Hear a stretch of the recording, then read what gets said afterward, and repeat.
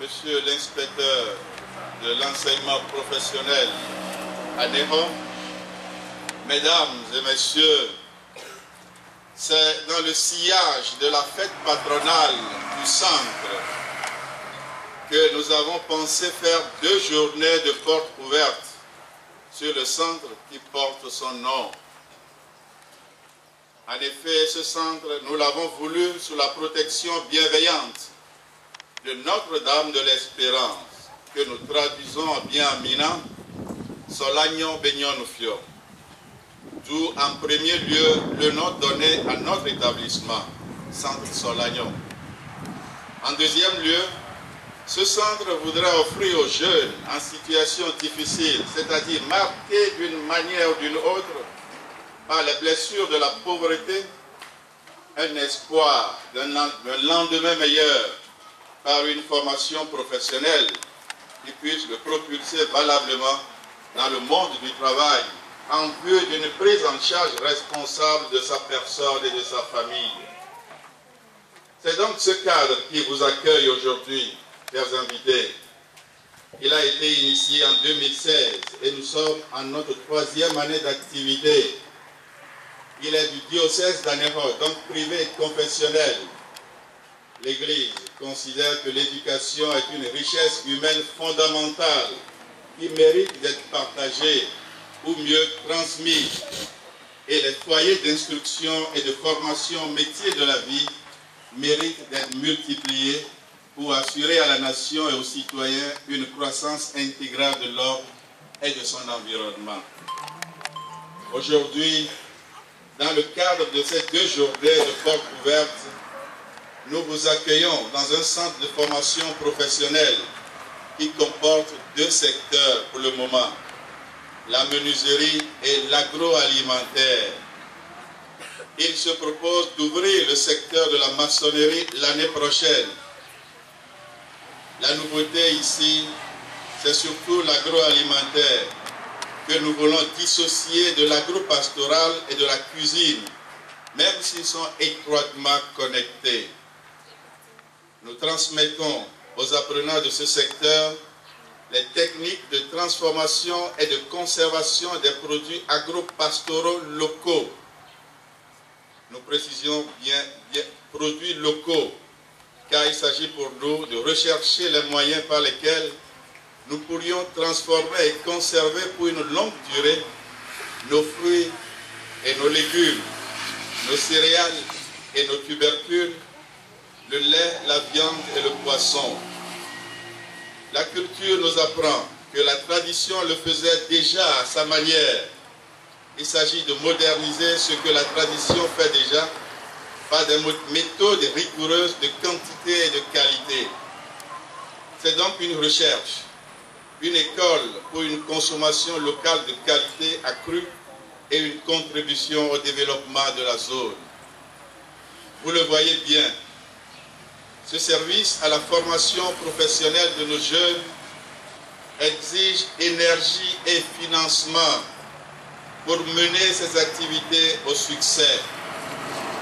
Le centre est né de la volonté de l'Église d'Anéron d'offrir le service de la formation professionnelle à ces jeunes qui en manquent. Elle y a mis des fonds avec l'aide des amis. Nous voulons ici remercier le ministère de l'enseignement technique, de la formation et de l'insertion professionnelle pour sa régulière disponibilité à nous aider dans les pratiques administratives et à nous porter son soutien. Mais vu le coût d'entretien des équipements joints aux dépenses salariales, nous supplions et nous demandons plus de secours au ministère de l'enseignement technique, de la formation et de l'insertion professionnelle. Soulagez-nous en nous affectant par exemple un formateur qui d'ailleurs sera votre œil dans cet établissement et le garant de l'authenticité de la formation que vous voulez que nous transmettions aux jeunes. Je regrette que le directeur de la formation professionnelle et de l'apprentissage lui-même n'est pas là. Mais son représentant, je pense, lui transmettra ce que nous avons dit ici. Reste la question de l'insertion après la formation professionnelle. C'est une question lourde que seul un centre ne peut résoudre. Il faut que d'autres entités de l'État entrent dans ce jeu avec les centres de formation professionnelle pour trouver d'issue aux apprenants après le temps de la formation.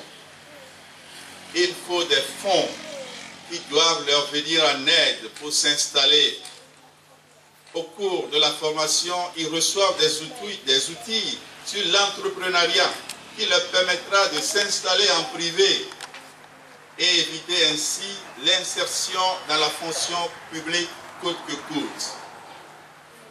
Mais encore une fois, il faut que des fonds leur viennent en aide et un service de suivi des activités et de la gestion les accompagne. C'est lourd et cela dure plus que 3 ans de formation. Chers participants à cette journée porte ouverte, je vous remercie pour avoir accepté de répondre à notre invitation, de perdre du temps pour nous. Que Dieu vous le rende au centuple. Je profite de l'occasion pour remercier tous ceux qui nous ont aidés pour que ces 2 jours de porte ouverte se tiennent. Je vous souhaite une cordiale bienvenue dans nos murs pour nous découvrir dans nos activités et nous encourager en achetant abondamment nos produits. Je pense à tout le personnel du ministère de l'enseignement technique et de la formation de l'insertion professionnelle, aux confrères prêtres qui sont venus nous assister, aux autres centres de formation professionnelle du diocèse d'Aného, notamment Nazareth d'Afanya et l'agro-pastoral d'Adjorougou, qui expose des produits avec nous ce matin, aux parents et élèves, et bien sûr à nos chers clients, parents et amis venus de près ou de loin. Restez avec nous jusqu'à demain soir, car c'est pour nous une fête. La fête d'exhiber ce que nous faisons de nos mains. Bonne fête de l'artisanat, bonne fête de la formation professionnelle en ce milieu chrétien. Merci.